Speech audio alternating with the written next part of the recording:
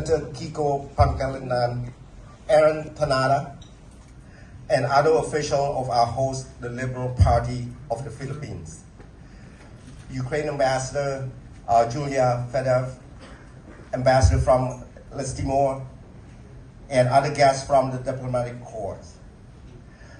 Moritz Kleinet Brockhoff, Dr. Ahmud Besson of the Frederick Naumann Foundation, delegates from CAL's member parties,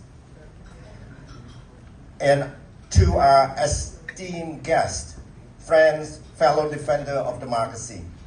Good morning, and it is a great pleasure for me to welcome all of you to CAL Policy Roundtable Democracy Resilient. Mabuhay. Resilience pertains to the ability to adapt, recover, bounce back from the challenges, trauma, and stress. We all go through it, and I know it too. Generally speaking, it's considered to be a positive trait. Here in the Philippines, though, I heard that the term, it acquired a negative connotation, particularly in the context of natural disaster, in which this country has many. During these difficult circumstances, I learned that Filipinos generally rely on themselves and on each other, not on the government. Because the government is widely perceived as ineffective, Filipinos have learned to cope with difficulties on their own, without even bare minimum expectations from their government. This, in turn, resulted in a more complacent government without modicum of care of its people. I have so many Filipino friends, and I can say with certainty that the Filipino people are indeed this country's greatest resource. You are hardworking, ingenious, and persevering. But as we all know by now, having great resources for people is not enough. Government must work too. State institutions must function. Institutions matter.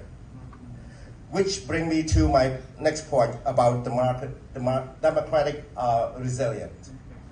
Having people committed to democracy is important, but having countervailing institutions which can prevent democratic backsliding is equally significant.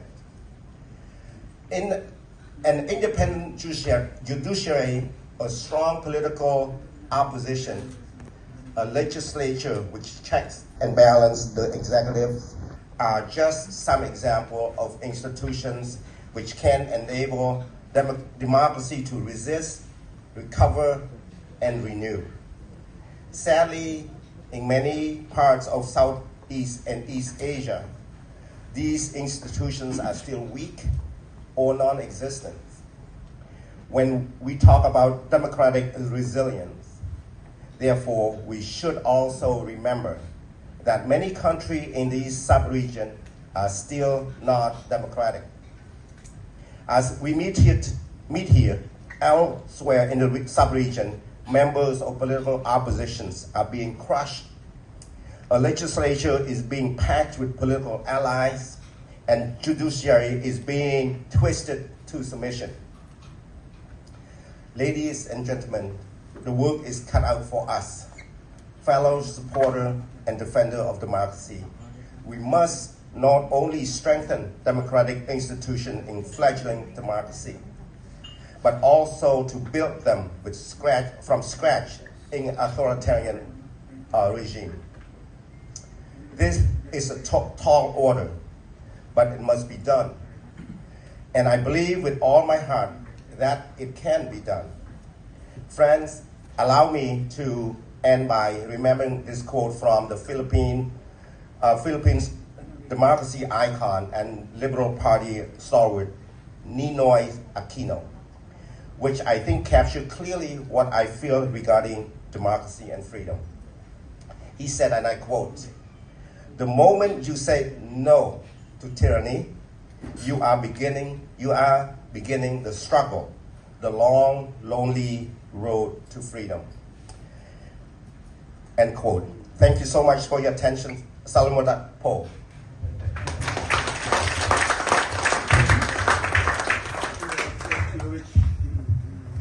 Thank you very much, Senator Mardi.